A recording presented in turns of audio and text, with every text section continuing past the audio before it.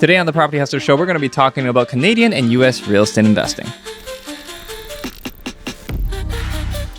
What's going on, everybody? My name is Andrew, and today Ping and I are joined by a very special guest, Andrew Hines, who has the Andrew Hines podcast, which if you haven't checked it out, you should. And he also is a Canadian real estate investor as well as a developer who is now extending into the U.S. So, Andrew, great to have you on the show. Thanks for having me.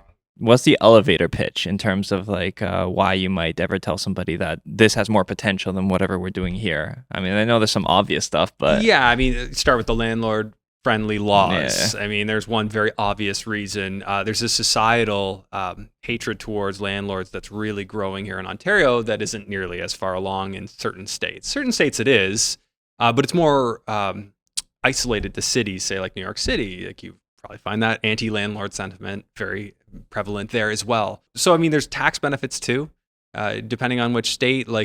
And now Canadians might not necessarily get to enjoy those because you're still going to, whatever you don't pay in the US, you'll pay in Canada if you did it correctly, quote unquote. But that being said, if you're looking for a place where it seems like there's more of a future in growing as a landlord, I don't really see that in Ontario. With the anti-landlord sentiment growing, with the pro-landlord or pro-tenant laws, and then the price point and the lack of cash flow here, like you're either going to search for a needle in a haystack, and I'm not saying you can't find great deals here, you can, but oftentimes you're going to have to make them, and they might be a lot fewer and further between, whereas you can pick a market in the US that the average deal works. Wouldn't you rather pick that? To me, I really liked the decision to get into Southwest Florida was level of exposure. Like if you're talking about a house where the price point, the lots are dirt cheap, but the price point to get into houses is still generally under $500,000, downright affordable, and it's, Southwest Florida below the frost line. People aren't going to stop wanting to go to a warm climate. So I really liked, I say often that water flows to the lowest point. People are naturally going to pick those areas because they're affordable. So I like that. It's right close to a place I like to go. I do enjoy going to Southwest Florida. So those were some of my main reasons for wanting to. In terms of being a landlord over there versus over here, do you find that you're just trading off different types of problems, especially as a Canadian, maybe things that we're not used to? So, I know just for the context of what some people have asked me, even I've had questions about it is, any kind of natural disasters, any kind of crime rate considerations that you don't have to consider here, like guns. I mean, I think these are things that people just won't know. So I'm not technically a landlord there yet because I'm just building them and selling them. Yeah. But we can get into that part later. But the other stuff, yeah, of course, Hurricane, was it Ian that came through there? It destroyed my mother-in-law's places in Fort Myers Beach. Like she actually lost 3 of 7 houses. They're just gone. Mine were fine. I had a couple, shingles blown off, but they're new and they're built out of the floodplain. It's a benefit that they're building code now. Like they're not going to approve you unless your elevations are out of the floodplain. So that means bringing in fill, which can be very expensive, but it actually worked out really well because these ones didn't flood. These houses are elevated enough that they didn't flood. I found out we don't even have hurricane glass. It's strong glass, but it's not even hurricane rated. No window problems, nothing. Hurricane rated glass, eh? Yeah, you can pay the upgrade for that. Maybe I should. I mean, if I'm keeping them, I might start throwing hurricane glass on there because otherwise you do the shutters. Yeah. But we were just build, so that didn't even happen. And we didn't have any glass break, but it was the worst hurricane that area has seen, and Cape Coral was right in the eye of it, right in the middle. So super fortunate to have come out relatively unscathed. But what happened is you have all these contractors to just flock towards remediation. So that was the problem. Yes, there are definitely problems. Like you cannot escape a market with problems. Yeah. You're going to take one market and you're going to go to another market. They all have their own unique problems. But it doesn't mean that if you weigh out the pros and cons that there aren't better markets. So that doesn't scare you from continuing to invest in Florida, I'm assuming? No, not at all. I'm deterred from wanting to buy anything in a floodplain or any old construction. Basically anything down there is in the floodplain, so to speak. And FEMA does their flood mapping and they have different requirements for different areas. So then when you're going in for your building permit, if you're building new, you naturally just have to get out of that. Otherwise you don't get your permit approved. Yeah. So it's actually a great thing for new construction. I figured that was actually really a benefit to me because people know that new construction is worth paying more for because you have much decreased risk of that. Resilience in the homes. Yeah. And so I don't need the hurricane insurance that costs $10,000 a year because I won't flood or shouldn't. I mean, it would take one heck of a hurricane, worse than the worst one that just ever hit that area. Hurricane insurance on its own for a property is $10K it's like a year? flood insurance, on top of the regular insurance. And that's like a huge endorsement. It's like $10,000. Sometimes you use a separate company to insure for that. Okay. Versus your home insurance, your fire insurance. Do they cover like the whole thing? Like in the case of like your mother-in-law's where you said like she lost a few homes? I don't know what her deductible was, but apparently one of the insurance companies went bankrupt. Like she's gonna, I don't know. Like, I mean, they were insured differently, so it's not like she's all out, but she told me she is getting payouts on all those, and the land values have gone up because now developers are going into Fort Myers Beach, and they've wanted to for a long time, but they'd want to build a hotel, and you've got a whole bunch of crappy little houses in between of people who are not going to sell. Right. So now that everything's been demolished and kind of, by the hurricane, a lot of developers are assembling land, and it's actually driven the price up, like more so than it was with houses on it. Right. So that's funny. Yeah. So that's what she says anyway. I haven't examined those prices myself. By the way, a lot of Canadians are thinking to go into the US investing right now, as what you were describing, right? Landlord tenant board right now is the biggest risk to a lot of landlords in Ontario, right? That's funny.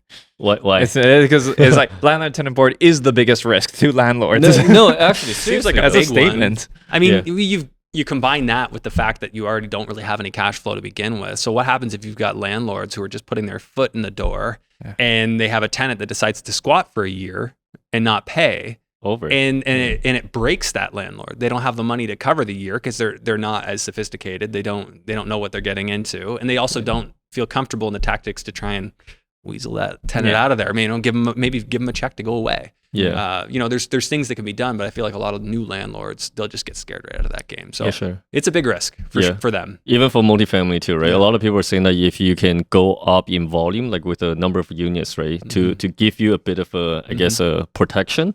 But even that, it's like one tenant, two tenants are giving you a little bit of trouble, and you can't really turn that over. It's not even that. Imagine if you get a group like Acorn Group going to organize a whole building protest and say nobody pay rent for the next few months. You're done. My God. You're sunk. Yeah, exactly. Now, here's the thing, though. Kind of leading back to my question. When those type of people start looking for the US investing, what is the deciding factor to go to a certain state, right? Because we talk about like Florida, but what made you pick that one in the very first place? We were just going down there, so just enjoying the vacation. Yeah, we had been going to Naples since 2014, and so you're familiar. And I wanted to get involved. I saw some of the prices down there. I'm like, wow, it looks good, and I never pulled the trigger on it because it just seemed so far away. I already didn't like distance investing, and I considered London distance investing when I lived in Burlington.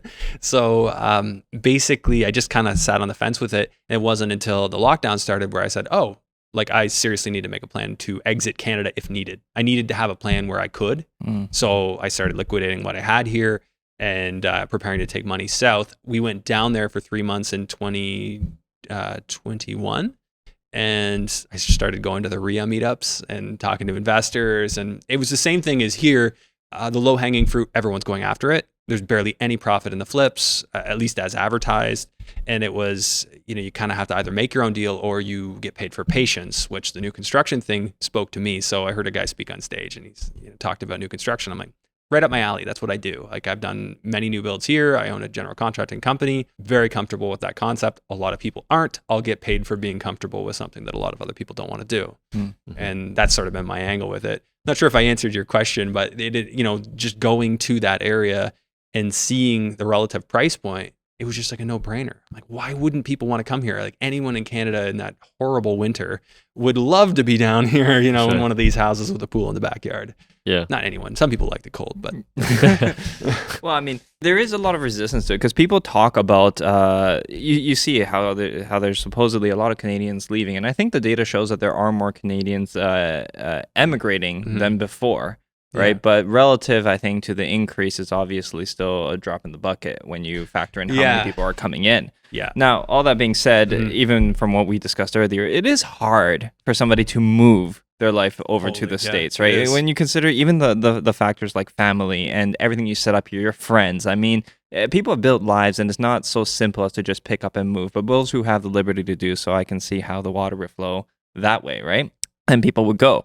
But when it comes to considering going to the States and investing over there and seeking out opportunity, do you find that it's considerably more profitable to leverage the properties here and then invest in the States over there into development projects, even with a turnaround, even with international taxation rules or anything like that? Is it still more worth it?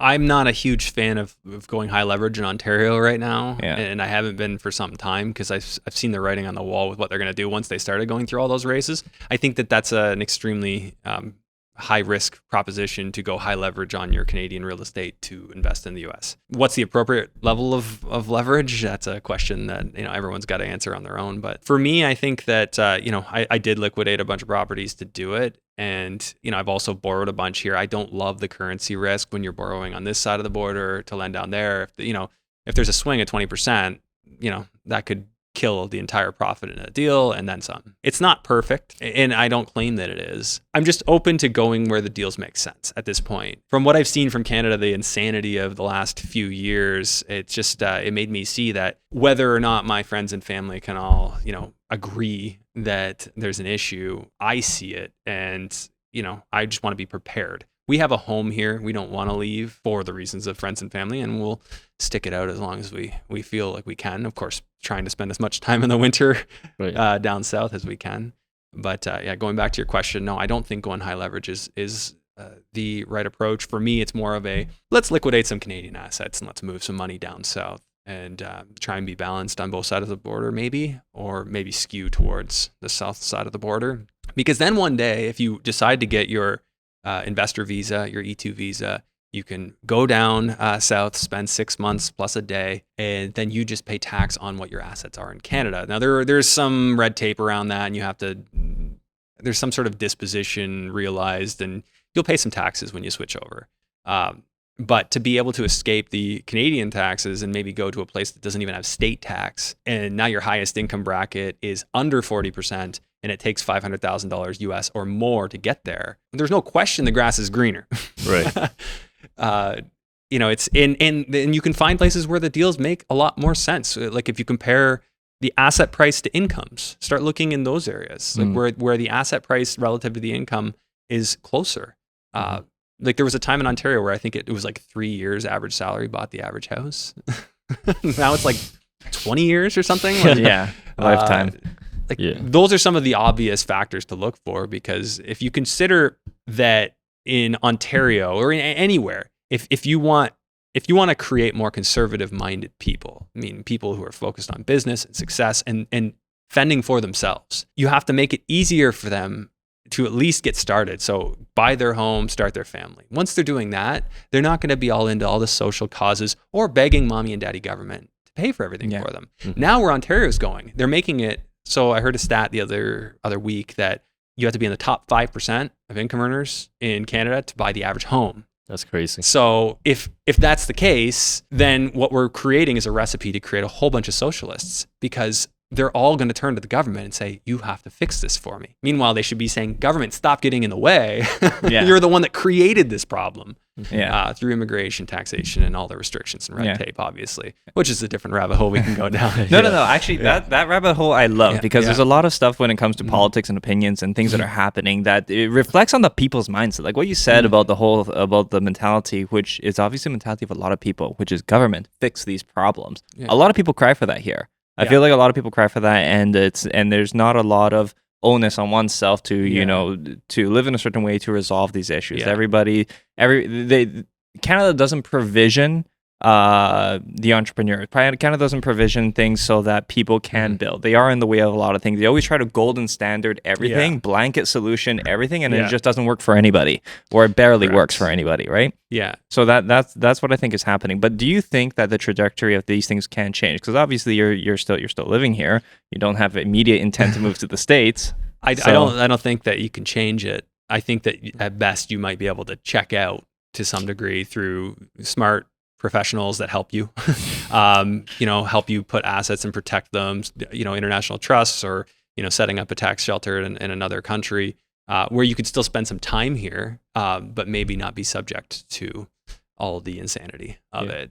I like what you said though, the mentality, because that's what you truly have to be observant of, because politics will follow the mentality of the people and also create it. Media helps create it. In Canada, it's just been so much further left than I think I ever realized until the lockdowns. Yeah. And in the mentality of the people, like you said, say, government, please fix this for me. That's the one we got to watch out for. Like the fact, like, it's weird, but if you take a step back and think, like, there are people out there that worked 3 jobs to buy their first property. They blood, sweat, and tears. They took all the risk. They put their name on a variable rate mortgage, and now they're paying double the amount. They're probably working those 3 jobs just to make the payments right now, and they got a tenant in there, and they're doing everything they can to make that situation work. And there's a organized hatred against them for going out and trying to improve their own situation. Yeah. If that type of thing exists in your marketplace and is accepted, and the fact that people think it's okay that man or woman who bought that property and owns that property for somebody else to tell them what they can and can't do with it. Like you're saying I have to do charity and let somebody stay in my house for free. It's just a weird notion. Like, isn't my property my property? And I'm not saying the States is perfect, because it definitely is not. No. It's just much further behind in this progression. Yeah. And also you're picking your battle too, right? Like, do you want to like have this type of problem or like let's say the climate type of issue over there? Right? Yeah. So, by the way, question for you. So when you first got into your, I guess the very first property over there, did you have trouble like qualifying for the mortgage and all that stuff? Because I feel like that's one of the big questions that a lot of Canadian investors are asking right now. So I mean, I can summarize the situation from a mortgage standpoint pretty quickly here. It's very easy to get a mortgage down there as a Canadian. If you're not building anything, like if you're just doing an investment property, there's a lot of small equity funds down there that love to lend to investors. So if you can prove liquidity, you don't even need to show your Canadian income taxes, nothing like that. You don't even have to have established credit. It's like private lenders here, but the entry point for interest rate is lower. I was talking to a friend of mine. It was many months ago. It was like 8%. You know, he probably did that 7 months ago. It's not cheap, but now if you consider where bank rates are, it's only a couple of points more. Is that comparable over there to like a B lender? Not even, because they're not. It's like the Wild West with their funds. They're not regulated. This is what I've been told. They're not regulated if you're not lending to a homeowner. So if they're lending to an investor, so a lot of the documents I had to sign said, I'm not going to occupy this. This is not my home. Like they want that very clear. Because I guess they have to follow like the nature of the contract, but I guess it's significantly less regulated in terms of doing business that way. So not really a B lender, because our B lenders here, like they're all like federally or provincially regulated, and they have all the red tape and the qualifications. It's more on the qualification side. It's more on the private lending. Private lender. Yeah. It's like common sense. Hey, this guy has cash. Looks like he can afford the mortgage. Looks like he knows what he's doing. Okay, we'll lend to him. And they're not to say they don't have processes. They have very good processes. And they send out for my construction, they send out the inspector to do the progress draw report, and they give me this big report, and it shows how far along I am on each item, and then the amount that I'm entitled to for each item, and that's how I get my construction draws. So that's what I think most Canadians should be thinking when they're going down there, and not necessarily dealing with their big banks. You can deal with the Canadian big banks like their American arms. So BMO, RBC, TD, they all have American arms. And you're going to be looking at a restricted amount of units. That's going to be the problem that you're going to find, is that they have a max number of units you can own in totality. Unless you can, you have stuff in corporations, and sometimes you can get lucky and weasel around that. But I don't think most people who are going down there at the moment are thinking, I'm going to go get an A mortgage with an A bank. It's just, they look at the numbers, and you can still make the cash flow. Like I used to be able to make cash flow work on my student rentals, borrowing the down payment at like 10%. Yeah. And it's sub 500 properties, right? Yeah. So I was buying stuff anywhere from 200 to 600, that was 600 was expensive. Yeah, at the time. Different times. At that point, the numbers can work out. I definitely so it's that. okay. Like depending on your market, like you could be finding, maybe you find a 10 cap or higher. It depends also what kind of asset class you're comfortable holding. But to me, it's not even just the US. Like, doesn't need to be limited to that. If I see deals make sense in Mexico, like I know multiple people investing down there. And I actually just interviewed a couple of girls on my podcast who are getting up to 15% cap rates on their vacation rentals. That's amazing. I mean, that's pretty good in Mexico. Pretty all right, yeah. Yeah, no, that's great. Actually, we have a guy who works with us here. He's in construction, and he builds houses in the Philippines. And he just kind of goes there every now and then for like 3-4 months at a time. He gets like his family that's also in construction over there, and they just build houses. And he's operating anywhere from the 10 to 15% cap as well. Just Really? Yeah, and it's different, but he says that properties like there is opportunity in various different people. Some people came and talked to us about Costa Rica investing, right? And there's a lot of things that they might sound novel, but the way that things are, things can be quite profitable in different places. People investing in Costa Rica in a really great spot, Guanacaste, or I'm probably saying that horribly wrong, but near Nasara, just such a great place. And I think one of the biggest things that the lockdowns and the insanity and truly seeing, Canada's true colors, so to speak, was it forced a lot of very smart and intelligent people to start making some decisions and expand their horizons. It expanded a lot of people's horizons. They know, okay, it doesn't have to just be here.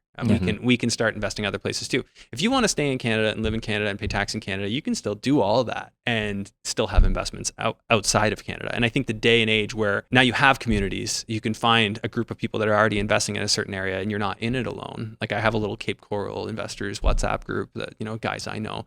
But so many people, just because I wouldn't shut up about it, all followed me down there. And they're like, hey, we're going to be down there. Can we check out your place? Like I'd have people going to my builds and sending me videos and photos of my houses that I hadn't even seen yet myself. Nice. That's funny. Hey, that means the next step is like, okay, yeah, I want to get in on this project. Yeah. And one of the things that's a little unfortunate is because we had our correction in Canada and Florida had that too. It's now started coming back up in Southwest Florida, or specifically in Cape Coral. But construction costs have now come up quite a bit too. So it did thin that margin out a bit right now. And I'm seeing prices come up relatively aggressively again. But now it's kind of figuring out, where are we right now? Where is our profitability? What can I reasonably expect the price point to be in 6 months from now? And I hate speculating on those things. Right. Yeah. So looking at the deals right now, like I already own the lots. So the decision was already made. I'm going to just build them and get rid of them. They could be, they could make 50, they could make 60, or they could make nothing. And you know what? I'm not going to cry over that. I'll just, keep pushing through them and keep moving on. Is the permitting process a lot easier over there? A lot quicker over there? It's like 6 weeks, 4 to 6 weeks right Oh, now. yeah. They were super overloaded. That's quick. Yeah. I think. Technically in Ontario, it's supposed to be 2 weeks, but they always find that thing to stop the clock. Like, you forgot to put a dot on the top of that I. We're going to need you to resubmit that page, and clock has stopped. Yeah, but isn't it 2 weeks is for the response, right? Yes, and a response could either be an approval or some sort of comment that you did this wrong. Yeah, like, there's only 2 responses you're getting. I mean, I don't think I'm that bad at permits, but I don't think I've ever gotten one where it came back perfectly clean. I almost feel like somebody on the other end has to show that they made some correction to show that they're doing their job. They specifically do that to stop the clock. Okay. They specifically in Ontario, depending on your municipality, but I've seen it repeatedly, they just find some nonsense, something that when they weren't busy, they would have just fixed on their own and approved it. Yeah. When they're busy, stop the clock. That's a KPI. Okay, so wait, but in the States, you said it's 6 weeks, but that's not just for a response. That's for the whole process, usually on average. That's what's been happening. Yeah. And they were pretty slammed. Like, everybody was doing new permits to build. Yeah. So it's pretty impressive. Yeah. So far, we've kind of been in that line. I heard that there was one done in 4 weeks from somebody I know just a little while ago. So here's hoping that continues. Yeah, I think so. Yeah. One of the nice things is these lots are already zoned for the intended use, and they're there ready to go. So it's really just putting that permit package together and submitting it, and hopefully it's all done right. Also, I'm building set models. So the GC I work with, she has set models, and I'm building from those set models. So they already know what works, what doesn't, what are the common pitfalls. They build hundreds of houses a year. So, yeah. So it just works out well. Well, how many do you build at a time? I started off with 3. Yeah. And I have 5 more lots in the queue. With these current sales, I have the trigger pulled on others. It's just waiting right now. So one is sold and gone.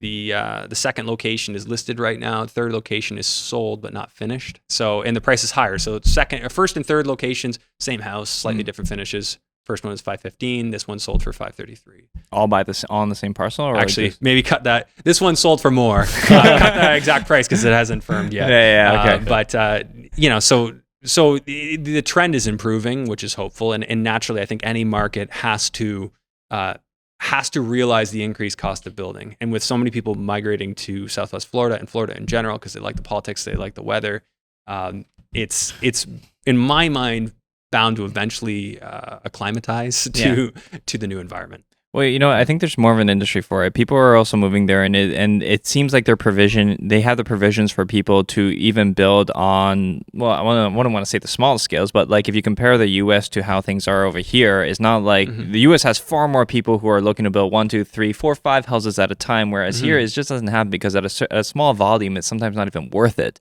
to build the houses. It's not, right? and the reason they started out a little smaller was I wanted the proof of concept first, right? And it was right in the middle of the interest rate jacks and all this stuff happening, and who knew where the dust was going to land. So I didn't want to be going slow, but I also didn't want to overextend. So part of the reason I got 10 lots is I was just going to go gung-ho and do 10. And then I saw they kept raising interest rates. I'm like, ooh, hang on a little bit. So 3 was a compromise. Like I was going to do a lot more. Right. In hindsight, it would have been fine for me to just go for even more.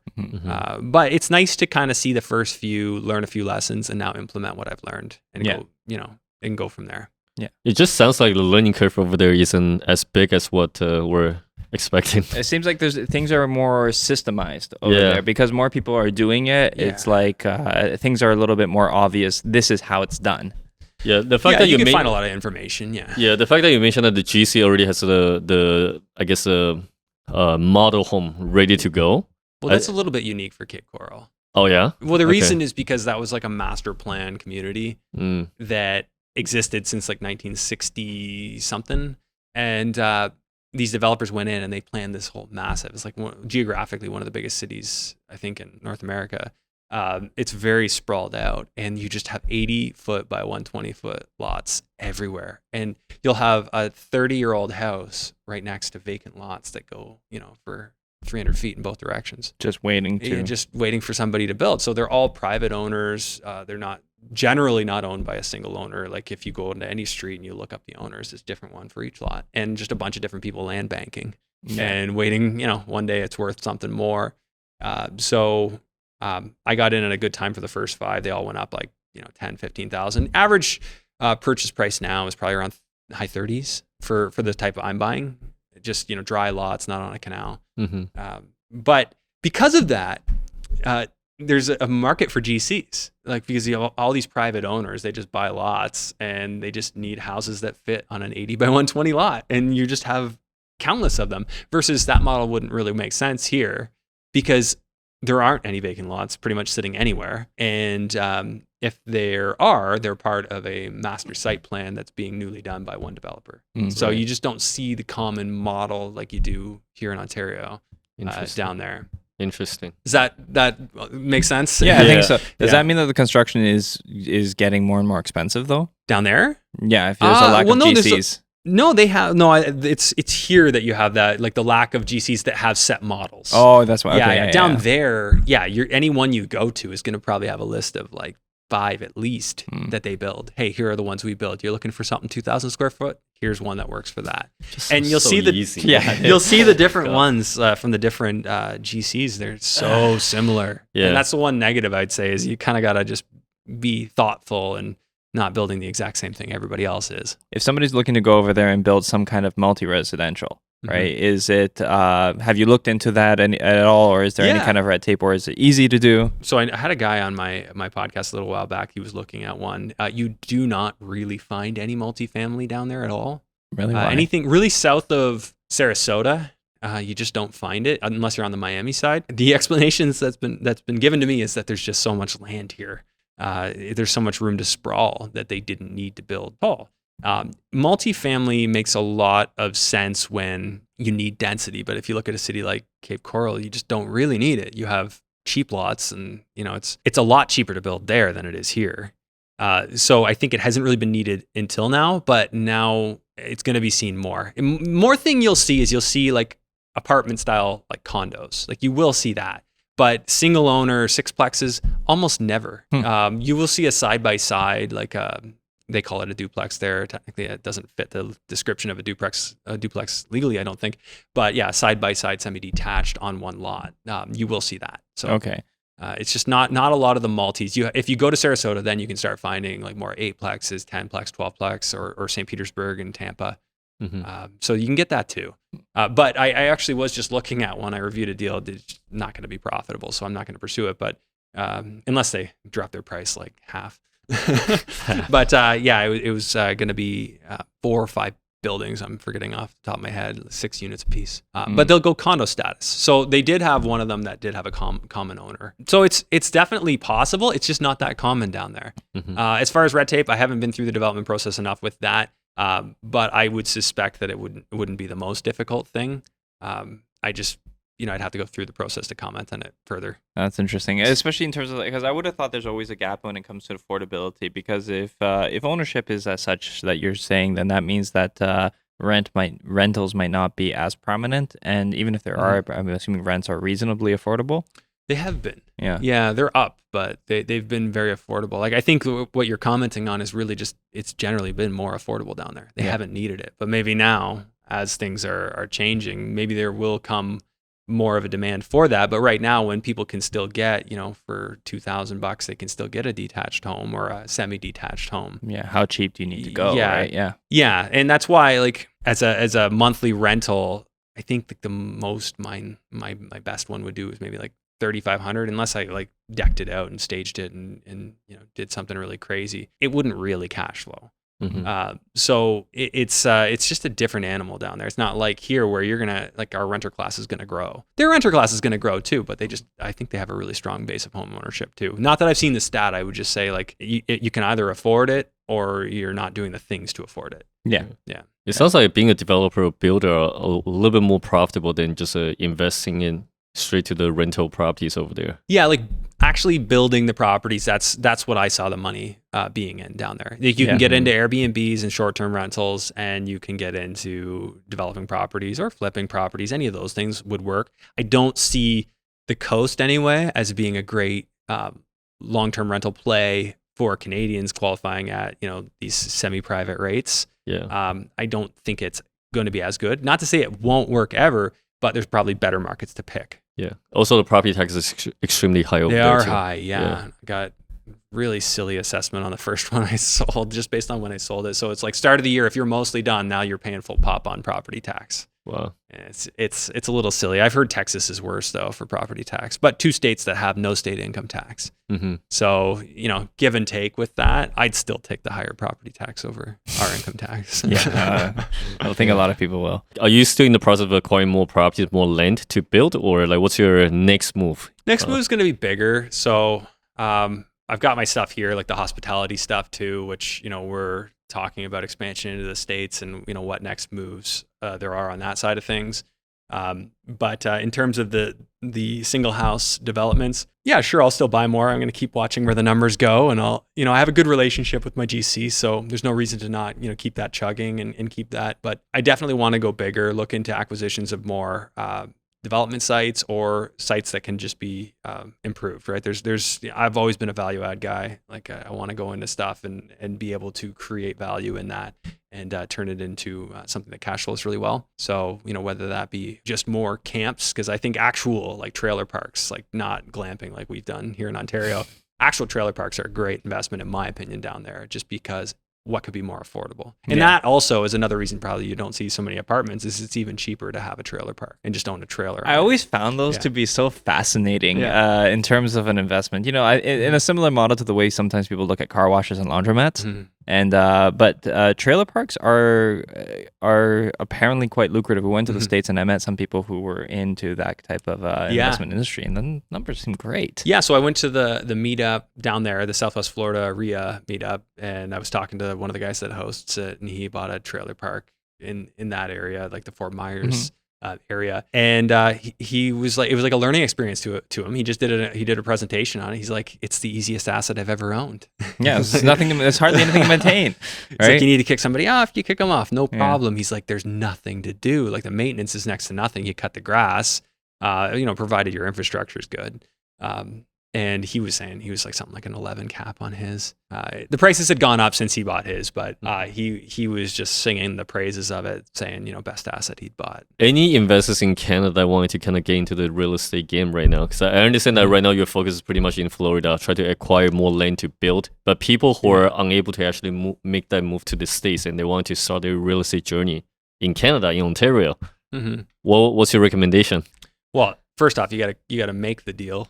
To just go passively search on realtor.ca or get on a drip from a realtor, like it's not gonna work. You're gonna have to find a heavy value add strategy. You're gonna have to think about that, which people don't want to do. That's always been a winner for me. Find something other people don't want to do, and there's usually money in it, but it's a pain in the butt. That's like my career.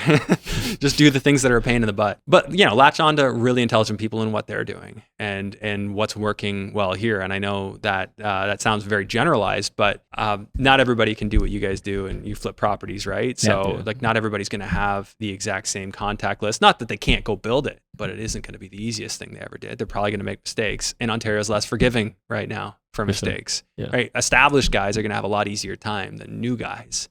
But fortunately, information has never been more available. Pay for mentorship, pay for coaching. Like don't be cheap. Like work with people who do it and do it well. And that's probably going to be your path of least resistance. Pay for speed. There isn't. I feel like there's never, because we ask people this question sometimes just to hear whether or not like anybody has their own version of a blueprint on like these are the most general or best ways to go. And it really is hard to again do the gold standard thing, blanket everything, and say this is the best way to do it, right? Well, there's so many people who invest up north, right? Like, but that's distance too. Does that really work for somebody who lives down here and has never invested in property? No. Not unless they're like binging on podcasts and like going to every meetup and they've immersed themselves and know what to expect. Yeah, actually, talking about going up north, we were talking about it because we're looking at other places. When you're looking at places where properties do cash flow, and we were talking about going up north, and he was just like, no, we can't keep going north. It's just colder and colder and colder, and it's like, okay, no, just go where the climate's warmer. People are getting older. The boom rate is getting older. More people are going to move south. Oh yeah. So south just seems so much better. Like, you ask any immigrant here what their number one complaint about Canada is. I mean, before they started saying the government, they were saying the weather. Yeah. Actually, I think that's a good point. I want to segue into something where I want to talk a little bit more about Canada and maybe touch on a little bit about the political opinion views, right? Because I feel very Canadian, and I feel very disappointed with a lot of them, with the way a lot of things are here. And I hate the fact that I'm considering leaving to go somewhere else. Yeah. Right. I regret that thought process. Right. And I do kind of hope that there is a teetering point. Sometimes I get into this debate with some of my friends and we talk about it. And he says the fact that I want to jump ship, they say, or go somewhere else is a poor reflection on myself. And I don't know. I don't know if I agree with that. So I struggle. I juggle these thoughts all the time because I wonder if it's a matter of I sometimes feel like the country doesn't want to help itself, and I don't know. I don't know about it. So when people talk real estate in Canada, obviously the first defense they have to whether or not things can change is like, well, we're bringing in so much immigration, and that is going to save everything. So what's your view on that? Well, that's why a lot of existing investors here are optimistic about the future, because you have the opposing force of interest rates pushing values down by artificially stifling demand. And then, of course, you have the opposing. We're bringing in people who can buy literally in cash from certain areas of the world that didn't pay taxes in Canada to generate that wealth. And they're bringing it in and buying up our real estate. So that's a reason to be bullish on overall values.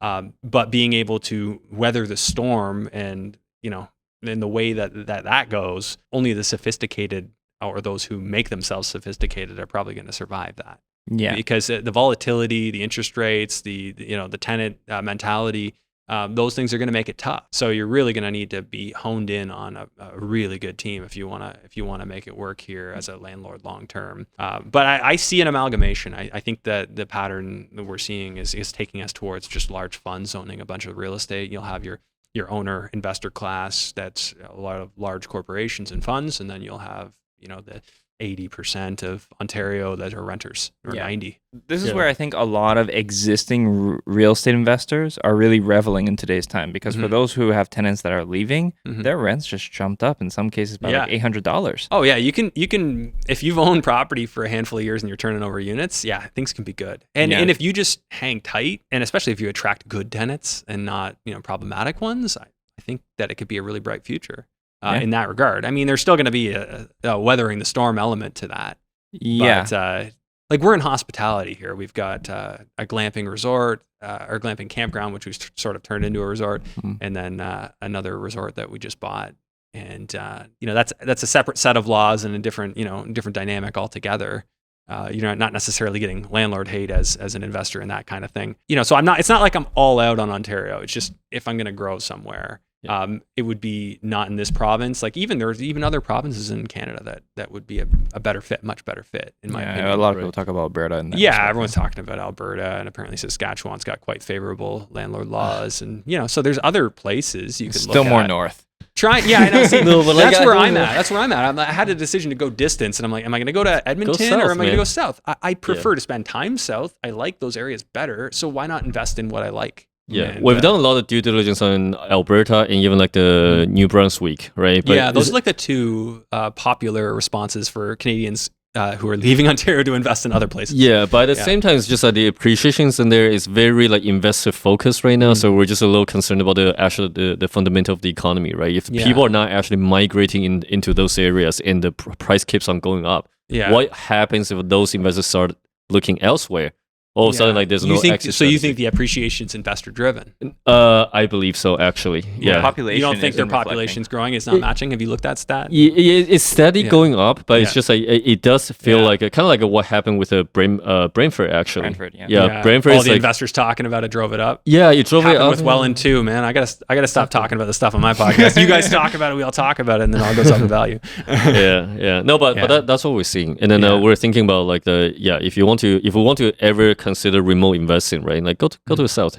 But here's the thing, I like what you're doing though. You're pivoting into like resorting all the other stuff, right? And that's kind of like a similar concept. We're actually in the process of offloading our multifamily buildings right now.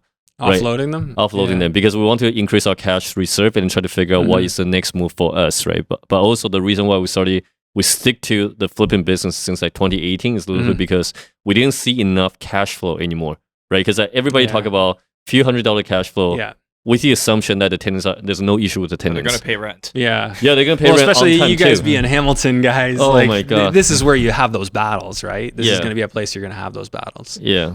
So we're trying to remove that factor from our whole equation. Yeah, there are ways to get around that, right? Like student rentals, I loved being a student rental investor. Like it's fantastic. I had really great product. The kids loved it, and they all paid their rent. They leave naturally because they graduate. You get to increase the rents. Like it's a great asset. You don't want to have your whole portfolio, in my opinion. I don't think it's wise to have all your eggs in that basket. But some. And enough to make it worth building the systems out to have that asset class. Yeah, we still have our student rentals. Yeah, student rentals are really great. Where do you have student rentals, by the way? I got rid of them, but they're all Western. They're all Western. Okay, yeah. So right now in Hamilton around McMaster, they're doing a lot of sweeps. Bylaws really kind of cracking down. Cracking down largely because they're doing the piloting thing. What are they doing? They're doing the zoning checks. No, the licensing, right? Yeah, like the rental licensing. That's right. They want to do the rental licensing, which is like, oh my God. I really wonder how they're going to go about that because it's a double-edged sword. There's a housing crisis. There's nowhere for these students to go. You cut 50% of the rentals Easily. out. Yeah, no, exactly, right? Like McMaster is not going to be able to,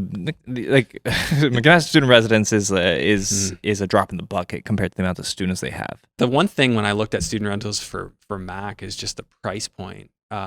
Was one part, but then the other part was like a lot of the zoning is restrictive and it says maximum number of bedrooms you can have, right? Or max number of occupants. 6 if you do it properly per unit. So if you have 2 units, you can do 12 do 6 rooms. and 6. Okay, so I had seen something else. Maybe I misinterpreted it, but it looked like you couldn't even necessarily do that. Or I saw properties that were being advertised as 7, 8 bedrooms where they couldn't actually be that. Oh no! I was going to say if you do it legally, then that would be the way. But if they're not, none of the hardly. No, that was legal. So they're all just doing it illegally, but it's been working. Yeah, most of the properties. And you won't really see that for some reason. You don't really see that in London. Like they just, it's a big thing to sell like legal 6-bedroom because you can't even do 6-bedroom normally. Mm-hmm. It's got to be a 5 max. I see. Mm-hmm. Yeah. And if it's multi, it's 3 max. It's really silly. That's crazy. Yeah, no, that's the only problem I ever found with student rentals, that you're always, at least in a lot of places, you're always riding some kind of gray area if you want to be profitable. Right. The best is if you can ride that gray area and know that when they finally do, come down on you, you could still be profitable. Doing it the official way. That's the idea. As you mature as a real estate investor, you kind of want to like not be as nervous about things. It's kind of like, when people are flipping houses and they do them in the beginning without permits. Yeah. Right. And they're just tearing out drywall, doing their own electrical, and then just, guarding the door and boarding up the window so the inspector doesn't making sure nobody sees it. Yeah. At some point, you just don't want to do that. For sure. So some people, that's their entire business, though. They just, they live by it. Oh, just keep it inside the structure. Don't have a dumpster on site. Yeah. But if you're running a lean operation, then you can do that. The moment that you want to scale up, yeah, exactly. You can't really scale doing things like that, and that's one of the things I found in like when I was flipping student rentals is like, you know, eventually you get to a point where you'll just burn out if you try and scale and do it all yourself. So you have to hire people and have good processes. Yeah. And if you go to people and tell them, hey, I don't get permits for anything, like, you can't hire. It's harder. It's harder to hire for that. Like people are going to be like, you're not really legit. Imagine interviewing somebody. If a guy with a Hamilton sign or whatever, a city sign comes to your door, don't let him in. Yeah. Recently, you started the one-on-one mentorship program as well, right? I ran one ad and just like got a whole bunch of inquiries, kind of just going through those right now because I've never really offered that. But basically just giving people an opportunity, like, because I've just never really wanted to do that, but giving people an opportunity to have somebody to be a springboard. Because what I kind of realized is that people, as much as I could say, hey, it's all in the podcast, or, you know, like just go through the information, some people just want to be able to talk it out and have that springboard, and also have the accountability check every couple of weeks, which for me, I always just said, no, I don't do accountability. You are accountable to you. Right. But I started to see, like, you know what, I know on the other end, I appreciate that with like my business partners, we have accountability. So I figured, you know what, it's time to just offer that as a service. So yes, just working through the launch of that right now, actually. Awesome. And then can you just quickly walk us through how you structure the mentorship program? So basically the start is, it's however long the first call takes to go over the situation. Like, what are your strengths and what are your weaknesses, your financial assets, liabilities, all that stuff, to get a very clear picture for what is going to work from a financial standpoint. But then there's also the mental standpoint and the time standpoint. Like what are your mental capabilities? What are your interests? And then, of course, family commitments and all of that, and then figuring out a strategy that fits. That's a very holistic. That's the biggest thing, because I used to teach at Western, actually, before I got into the real estate career, and everything was always about fit. And it's, you can set out, like, when you're teaching business strategy, what are my capabilities, what are my interests, and you need to match your plan with those things. So start right at the top. Let's lay it out. What can you do? What do you want to do? What are you determined to do? It's not just your why, which is obviously important, but being practical within what your capabilities are, and then setting forth a plan, and always going back and checking, hey, does that fit? So you don't send me a student rental this one, and then you're sending me a development in Florida this week and saying, well, hey, you said your plan was this. Why are you sending me this deal? Focus. Yeah.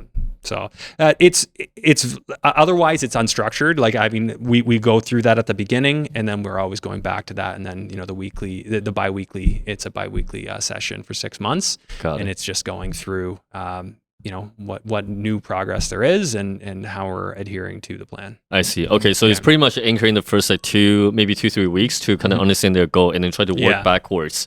Yeah. Just make sure they're on track with that goal. Yeah. Working through it. So 45-minute calls, and then we do, like, it's a little loose. We 15 minutes in between if you need me. If you got a deal like you're about to make an offer on, like, we can jump on a call.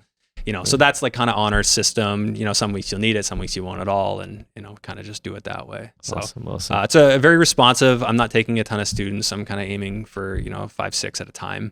And maybe later on we'll change it, but I've got enough going on that I have limited availability for this right now. Yeah. Awesome. Okay, but no, that's good. And do you have like a focus of what you want to teach them, or just broad spectrum what they need? It's going to be more of like what they need. Okay. I'm not going to try and cram my strategy down anyone's throat. Like, what works for me is my choice based on my life fit, like based on what interests me, my mental capabilities, my interests. There's so many factors that go into that. My plan isn't necessarily going to make sense for somebody else. Now, granted, I'll certainly tell people that I think the States is a better investment opportunity, but you can still do business here. It's just going to be a lot more work. The thing going back to the whole investing in Canada, the one thing I find that's kind of funny is I sat in a conversation with a guy who was investing in the States, and the guy asked him, he's like, hey, I want to get investing here in Canada. What should I do? He's like, come with me, let's invest in the States. And that was his strategy, right? He's like, don't even bother, because he was so done with Canada. But I feel like Canada has reverted back to a time where in real estate, getting into real estate, you really had to think. Yeah. Right? And I don't know if you ever heard the thing where it's like money's made in the gray. And it's not that money is made in the gray as in you have to do weird, unlegit things. It's just that when there's no blueprint and things have not been fully regulated yet, I feel like there's opportunity, and that's where I think like right now where they're saying every single family home more or less can become 4 units.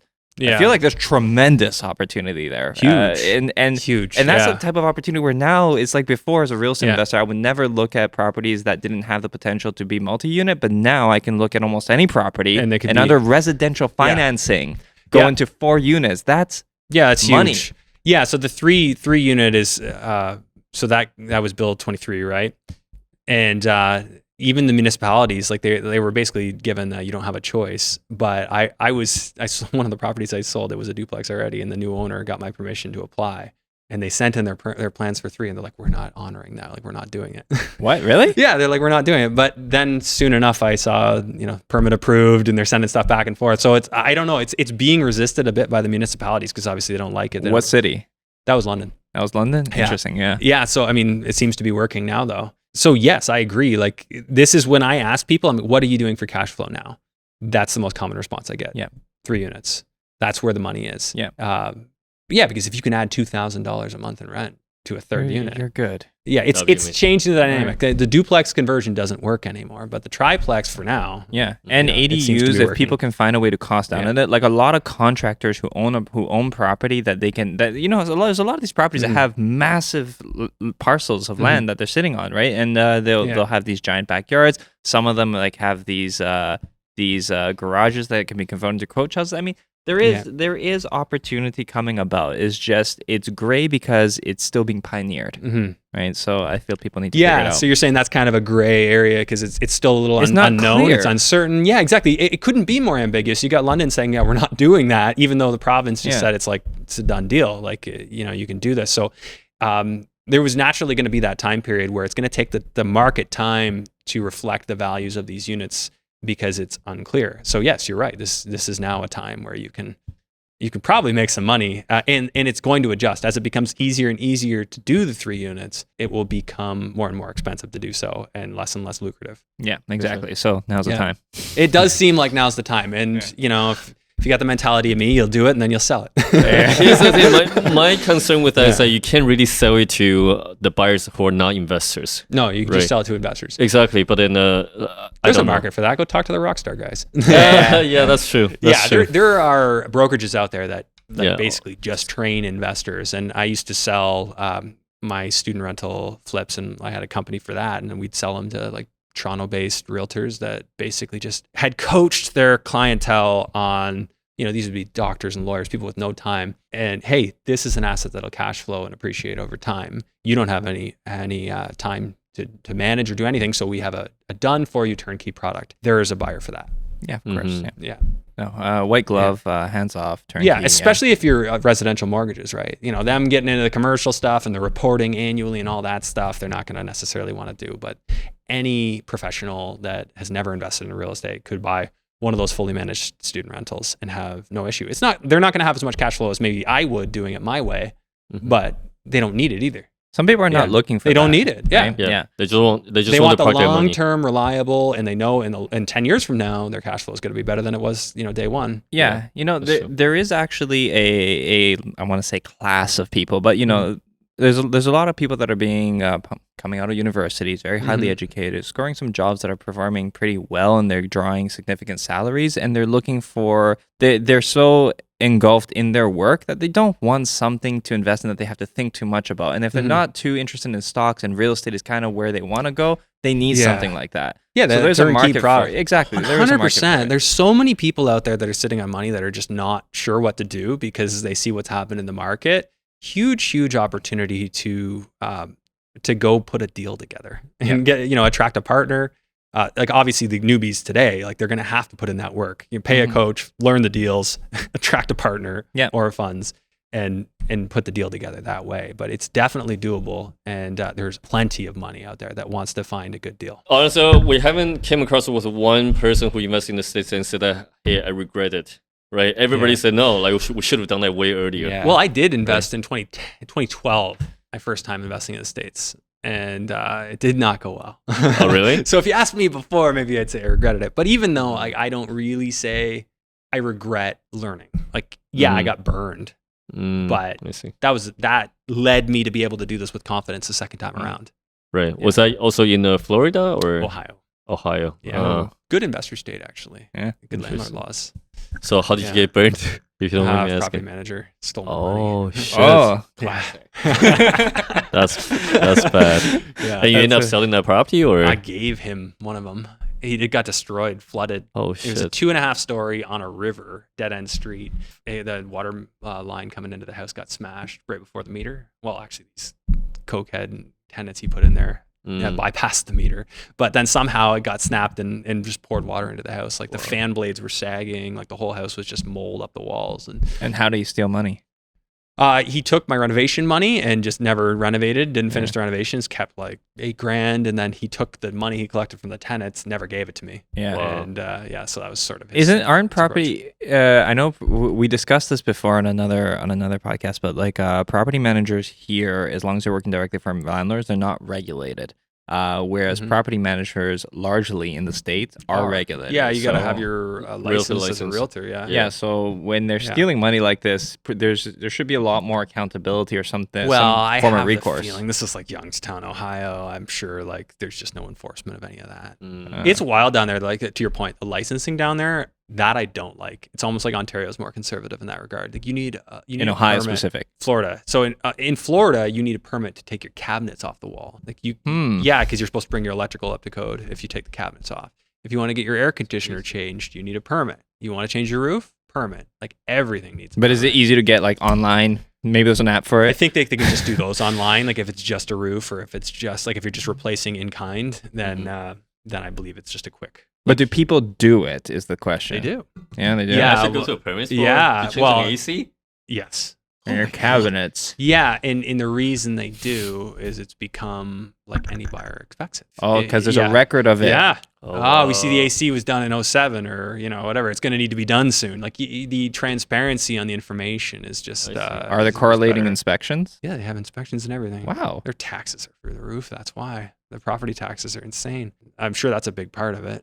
Yeah. But it's pay for that. amazingly like the quality of the road maintenance and just like everything. Like it's just so much better done. And but yes, I don't like any of that. That's concerning to me. I mean, why not teach people not to be idiots? Like the whole justification for this back in 2002, I think it was, that they came in with a whole high level of permitting for everything in Florida, was that there were a bunch of fly-by-night contractors that were, unlicensed and causing problems, stealing people's money. So we're just going to license and regulate everything and permit everything. It's the wrong response.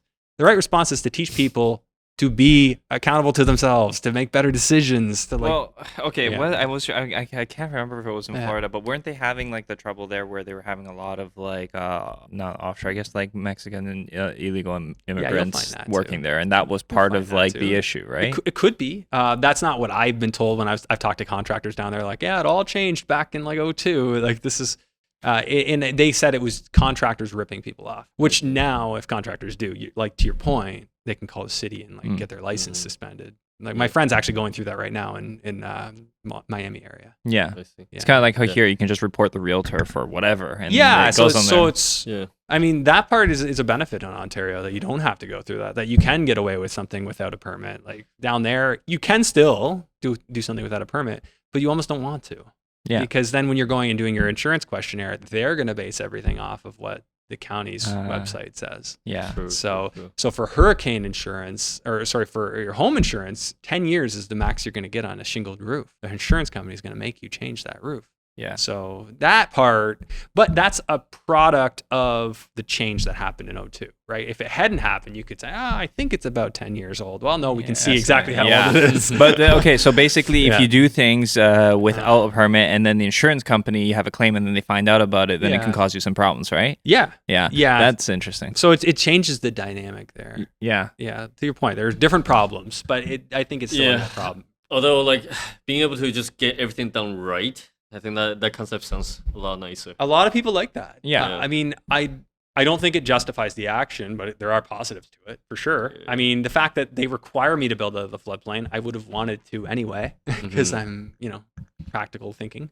Yeah, as long as sometimes people do things that are very redundant, and they force you to do things like the building code here, for example. It's obviously archaic, right? And they're even when it comes to certain things, I don't know, like I don't know what your experience is with it, but the Did you ever have any issues with building science, building code, and building science when it comes to like vapor barrier, for example? Right, the way they do it here, and it doesn't always make sense. Like the way that if you're doing vapor barrier here, the way that they do it, it's to appease the building inspector. It's not actually to protect your home from moisture. Right, the way that they place it here. Well, you have Tyvek on the outside, and you got the 6 mil poly. So so the 6 mil poly though, they the way that they do it is you stick it over the 2x4s, and then the insulation's on the inside, and then you put the drywall over it, right? And the thing is that if you look at it in basements, that has actually been shown to capture moisture and accelerate the growth of mold considerably. It creates a pocket of moisture. Yeah. But what can you do in the basement? You'll either have a stinky basement, or you seal it up and you have a less stinky basement.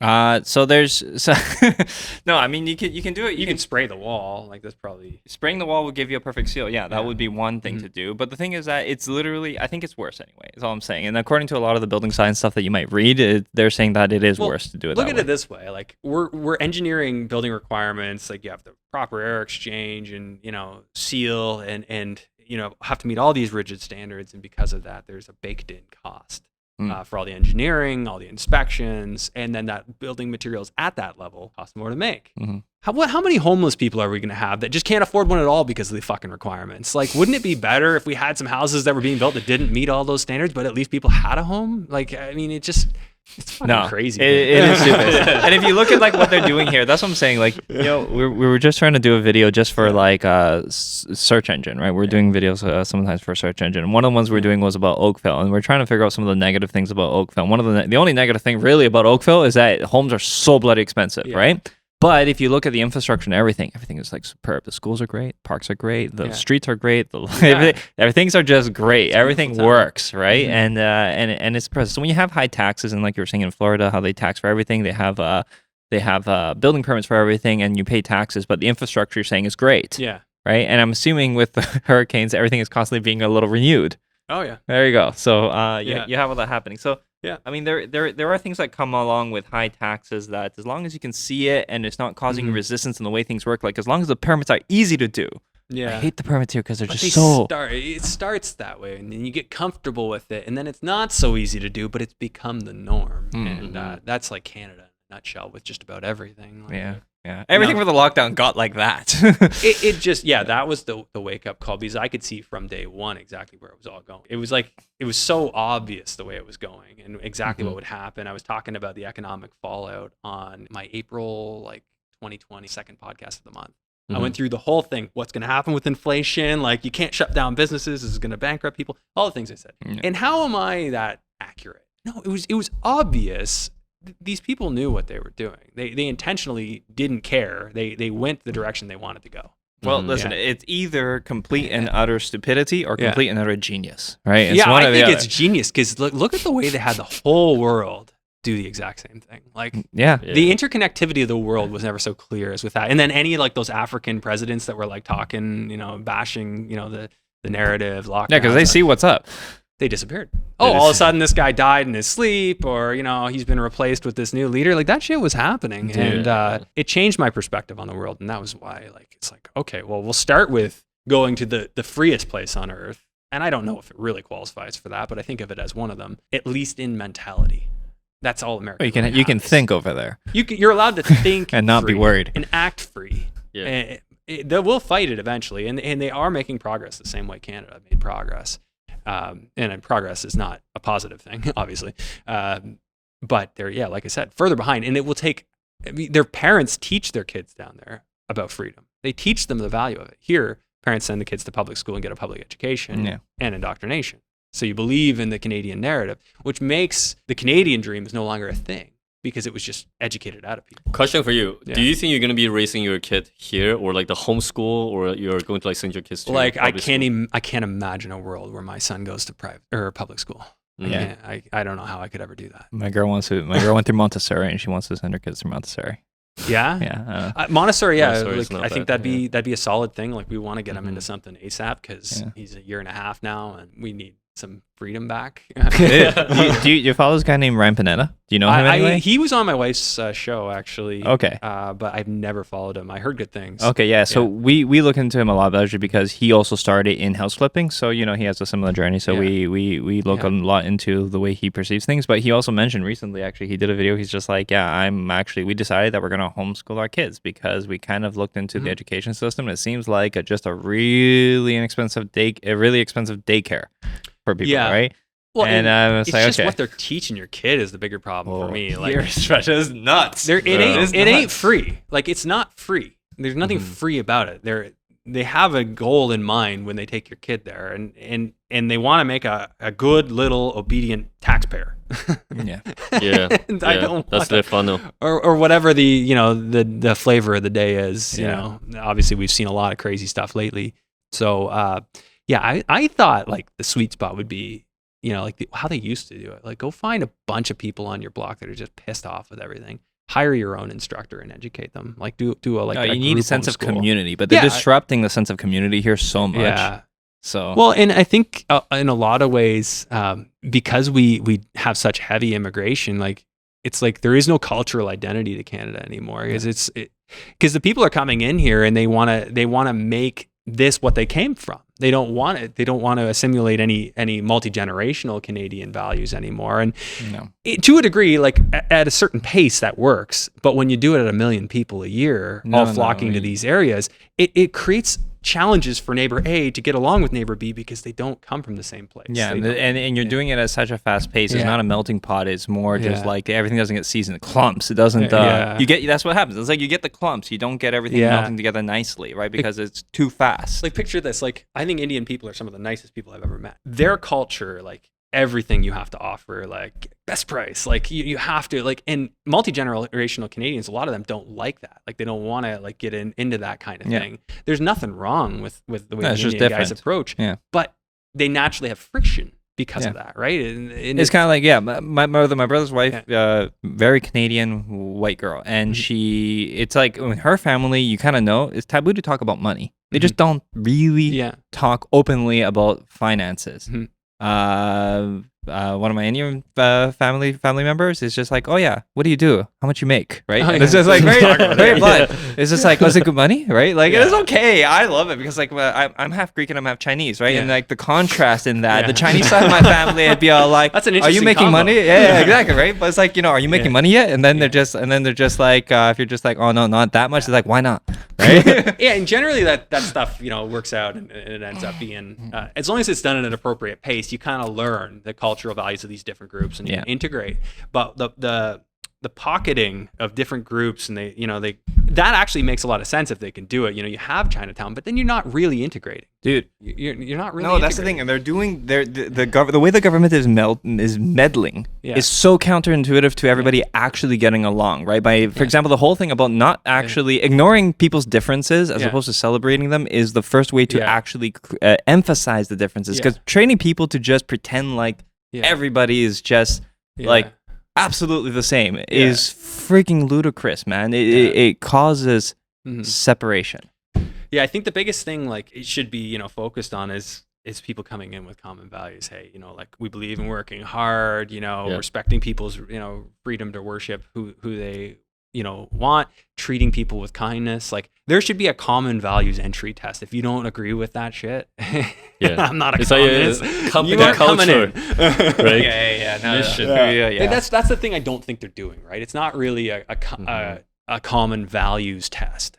It's can you remember all the provinces' names and do you have enough money and net worth? But what about values? And I think that's probably the areas that creates more need for government, because when you have a whole bunch of people with differing values, they look to mommy and daddy government to solve the issue, and it causes government to get bigger, which I think is the biggest reason why Trudeau wants to bring in a fuckload. The Liberals want to bring so that they can maintain that polarization of the people. They can have this group arguing with that group, arguing with this group, and creating all kinds of this infighting so that government can do whatever it wants. And no community, as any socialist dictator would want to do. They all want that. So they always try to not just turn the people against each other. And not isolate the province. They try to like mix all the provinces together, make it super complicated, and all of a sudden it's like, I guess you just need us to step in, and we'll do diversity month, and we won't allow people to the whole thing that you can't talk your kid out of getting a gender change. Oh my god, the gender stuff is like the worst. Yeah, no. How is this real? No, I can just like laugh. When sometimes I talk to my cousins in Greece and they ask us stuff and then they're just like, I thought it was my cousin actually said to me at some point, he's like, I thought it was just part of reality TV in the like States, joke. right? Yeah, but it's like, no, that's a thing, right? Yeah. And it's like, it's crazy. But no, the way that the government is absolutely crazy. And it's funny because I have some Russian friends and like their grandparents are like Soviet people, right? And they're like sitting there preaching to us like warnings and saying, we've seen this before. Yeah. We've seen this before. I want to talk to those people because you can't ask ChatGPT about it. It'll just give you some ideas. ChatGPT is a little PC. I don't know if you know. It's a little NPC. Yeah. It's like arguing with a hardcore like socialist. Yeah. I get in arguments with them. I'm like, but you're not saying this. I'm like, I want to test my logic here, and it just won't. It just gives you canned responses. Yeah. But I want to talk to those people because it seems to me like I can see the pattern. I know exactly where it will lead. I just want to hear the precedent. Like, what was the conditions that allowed Soviet Union to fall the way it did? Like, it must have been similar. Infighting, different groups just couldn't get along, constant government growth and interference. And then before you know it, it's for your safety. I mean, when they started saying that at the beginning of the pandemic, I'm like, guys, are we seriously not going to acknowledge what this sounds like? No, because people don't want to think, and that's one of the problems. People don't want to think; they refuse to think, and they're they've kind of absolved themselves of the responsibility to think for themselves, and now they just listen to the government. And then the comeback is, so you think you're smarter than all these other people, right? And it's like, and then they play you as the arrogant fool, but. It's like, since when is it a crime, or since when is it stupid for you to just use critical thought? Yeah, can you believe that that's where we came, where everybody said that you were stupid if you questioned, like you think you're smarter? I'm like, well, I think I can reason. I think I can think. I think I can think. Like, I think that certain things don't fit a logical test, like a basic logical test, but you can't argue with the NPCs about that, unfortunately. No. But they straw man you, right? Like they just, so you're saying you're racist? Not what I said. Yeah, no, it's crazy. I lost friends during that period of time, and I never thought that would happen. That was the first time I realized that they are segregating people. Oh, my brothers, like we don't even talk anymore. Like we have the occasional like happy birthday or whatever, but pretty much destroyed my relationship with my brothers because I was very outspoken that I thought people should have the right to choose, and like you can't lock people down. Let them choose if they want to close their businesses because it's going to break them. And they said I was like killing people, and I was reckless and dangerous with what I was saying. That's crazy. Yeah, family member. Yeah, two brothers. Wow. Basically, we don't talk, and my one sister kind of made us closer because we were like on the same page with things mostly, and my other sister just like checked out. She's like, I can't talk about this, so we have roughly the same relationship we had before, which is very, casual here and there. Wow. But it sucks, because I thought, my brothers and I were a certain way, but I think it was more revealing our true differences. I never truly understood, but now I do. And it just, I could really push to keep the relationship going. And it's not that I won't make an effort, but it's just very superficial now. Like their solution was, well, we'll just never talk about it. Yeah. I'm like, so I'll just tiptoe around you and hope that I don't say something that offends you and you blow up like a crazy person. That sounds great. See, I don't understand why people are not allowed to just get along and have different views. Yeah. Like, you should be able to just not think the same. But the problem is their view requires something of me. Oh, it's imposing. It's an imposing view, right? Yeah. Like they want you to agree. For you to say the things you're saying is wrong and you need to stop. That's their view. So it's not a debate. Yeah, like I made some comparisons, and that's not very accepting of differences, and it's not like anything has been proven. Way? Exactly. That's the leftist way, right? Yeah. We're accepting of diversity as long as you carry our narrative. The second you don't say what we want you to, now you're a bad guy. It's double standards, right? Yeah. I try not to get too into that. I went through a kind of depressed period about all that for a while, and I'm telling you guys, like I would be so much further along as an investor and developer and all that had it not been for those 3 years in the business side.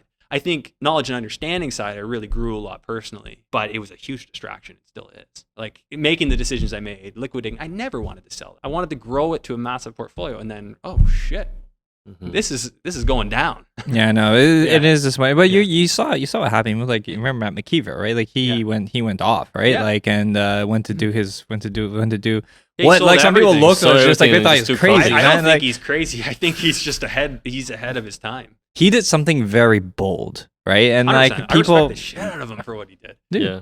I don't think that most people are in the position to do what he saw writing on the wall. Now, going to that area, still being in Canada, being so bullish on Bitcoin, those things I would do differently. Yeah. I think, I personally, for me, like I don't think Bitcoin's a solution at all. Unfortunately, I wish it was, but I just don't think it is. yeah, I mean, there's there are extremes. Yeah. So- By the way, I like one thing he said. He talked about in his podcast. Yeah. He talked about like the moment that you start building so like to a I guess a scaling. Well, I guess what was the right word that what was the word that he was using? But anyway, like he was like the moment that you start scaling up to a certain level where all the regulations start kicking in, that's where you start losing your freedom. That's why, like for foundation capital, the things that he did with Jeff Weibel, right? Yeah. It's like building to the point where okay, now it's like it's a little too big. All of a sudden, he's just like, that's not the reason why I wanted to get into real estate in the first place. Is to get away from And I think COVID literally just amplified his feeling. He's just like, you know what? I don't want any of this. You know what? Early on, I was wondering because Matt was like, I don't know. I just figured like he would be the guy that would speak out on stuff, and I was like, I felt like I was the only one. I was just like going off. I don't know if you guys were following me back then. But Yeah, I'm like, yeah. what the fuck? Yeah, no, there was a lot of people. I met. He did his Unleashed. He has his Unleashed channel, right? That's I've never seen Well, yeah, that. it's But like, he took Manicure a solid Unleashed or year. something. Oh. He took a solid probably year into the madness before he started saying anything about it, or a year and a half. And I was surprised because I thought he would have said earlier. But I mean, of course, eventually by that point, like you get like crucified for saying. Yeah, you this. have to make an assessment as to like that's when serious censorship started coming. Yeah, into play. he mentioned something about like he doesn't want his business partners to have to be responding to those type of comments. Yeah, so he exited completely. I've spoken with Mitt. It's wow, just that's crazy. entirely out. Well, it's hard when you have to consider your work and how you're viewed. It sucks when you hear who you are and the way you think can affect your everything. business. Yeah, and like the livelihood. I never really thought of any of that. People ask, you must have your fuck you money. I'm like, what? I kind of just say what I think, but hey, personal question for you: do you value like reaching your obviously like potential in terms of like building business and all that stuff more than obviously the stuff that we're talking about right now? That's the constant battle, is because I have like a duty and obligation for my family to build businesses and to provide. And I take that extremely seriously. But at the same time, it's hard for me to cuck, so to speak, to pressure to be a bitch. So, put it bluntly. Yeah, that's a very good way to put it. That's a very good way to put it. Yeah, so I didn't do that. I said what I thought. I tried to avoid antagonizing and I definitely avoid arguing with NPCs because a lot of them actually are bots that are literally like ChatGPT arguing. Yeah. Dude, but you know what the thing is? The hardest part I find about expressing anything is that you get melted into the pot of the other people who are just nuts. Yeah. Right, and there are people, because that's the thing is that even for some of the things I think, I started getting lumped into this group of people that I share none of their values. Like actually, I don't. By the way, do you subscribe to any of Jordan Peterson stuff? I don't. Okay, so I do, and I went over to see. I followed him a long time ago when he was still a prof at U of T. Yeah, and like I went to he was no conference. A conference, he was doing a talk in Toronto, and I went to it, and like I didn't think much of it, but I posted about it on Instagram, and I lost like 500 followers. These people, they've created a hatred around him. Yeah, I think ultimately he's just another prop in the greater probably puzzle. But the thing was that like I still had an interest in him, but the point was that really I went with some of my friends, and it was interesting because it really opened my eyes to that when I talk to some people about certain views, I get lumped into a certain group of people, and I saw that group of people at his talk. Yeah. And I didn't, and it was interesting. What was the because group of people? They were like hardcore. They were just like, okay, so like there was Jordan Peterson, there was another guy who was like more there for like comedy, but it was interesting because Jordan Peterson was talking about how to negotiate with your spouse, right, to have a healthy marriage, and basically how to instill certain boundaries, but also how to like play together and all this stuff. He was basically talking about some very relatively healthy stuff that I found very valuable. And then there was the other guy who was just like, all right, now let's talk about how we can solve things politically. And he says, so, and short of maybe asking the whole Liberal Party to commit suicide. And then half the crowd just roared. They were just like all about that. Yeah. And it was like, clearly, there was like, when I find that when you talk to people, I find that when you talk to certain people, they start saying things that is just a little bit too, you're a little bit too fueled with anger.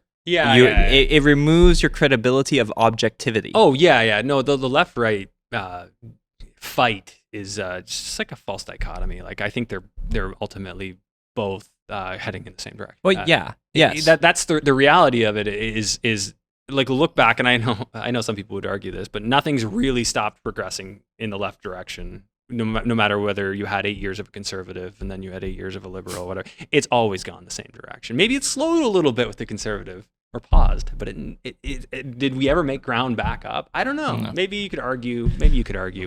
Well, when you look at the state, it's hard to argue the state of things. Yeah, it's we've headed in one direction. So I think like the problem with any of these groups, and I don't identify with any of it, is that they give up their discernment, as you've pointed out. You identify so much as like a Jordan Peterson follower, you'll just anything he says you'll agree with, and you'll hate one side of the political spectrum. For really, you should just figure out why is it that no matter what we get screwed.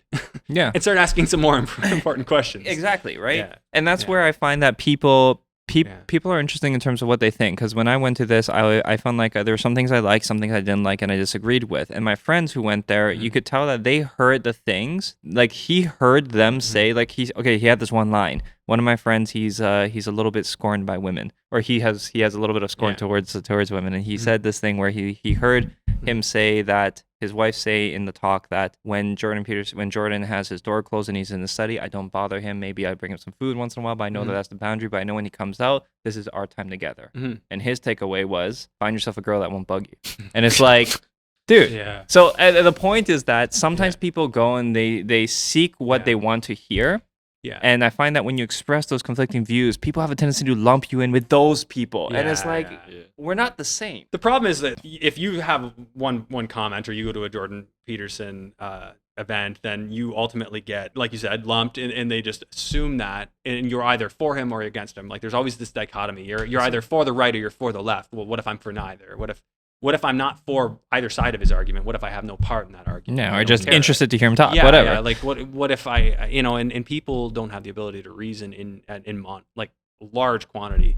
I find in our groups, like real estate investors, entrepreneurs, they're the most discerning of like people I come across, but maybe that's just because the people what you attract, Or I wonder, is there another group that that is even more awake and discerning to it? But I mean, people got to get rid of all the sacred cows, right? Like they have all these sacred cows. You're not allowed to talk about this, or you can't have this opinion on that, or To me, like every institution is open. Every public figure is open to them. Everything is, and it should be. There should be nothing off limits, because if you can't talk about something, then why? Why somebody doesn't want you talking about it? It's pretty much where we're at. But I mean, that's obviously not that view alone would get hatred towards me.